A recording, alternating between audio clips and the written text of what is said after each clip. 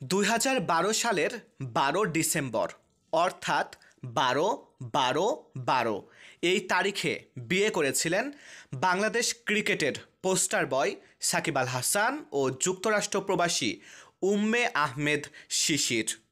দেখতে দেখতে তাদের দাম্পত্য জীবনের এক যুগ পূর্ণ হলো। বিশেষ এই দিনে সামাজিক যোগাযোগ মাধ্যমে স্বামী সাকিবের প্রতি আবেগঘন বার্তা দিয়েছেন শিশির। শিশির লিখেছেন, যখন এটা লিখছি ঘড়ির কাঁটায় ঠিক রাত 12টা 12 মিনিট। 12 বছর আগে 12-12-12 তারিখ আমরা নিজেদের রূপকথার গল্পটা শুরু করেছিলাম। আমাদের প্রথম দেখা থেকে শুরু আমাদের বিয়ে এবং আলহামদুলিল্লাহ সবচেয়ে সুন্দর একটা পরিবার গঠনের মাধ্যমে।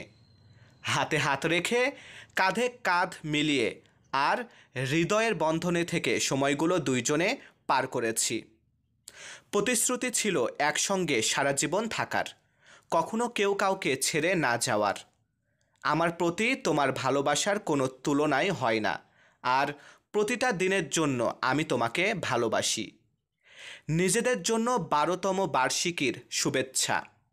আলহামদুলিল্লাহ। উল্লেখ্য, এক যুগ দাম্পত্য জীবন পার করা সাকিব শিশিরের কোল জুড়ে এসেছে 3টি সন্তান।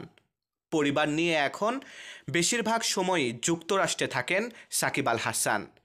অবশ্য ক্রিকেট ক্যারিয়ারের শেষ সময়টা ভালো কাটছে না টাইগার এই অলরাউন্ডারের। দেশের রাজনৈতিক পট পরিবর্তনের পর সাকিবের দেশে ফেরাটায় অনেকটা অনিশ্চয়তায় পড়ে গেছে।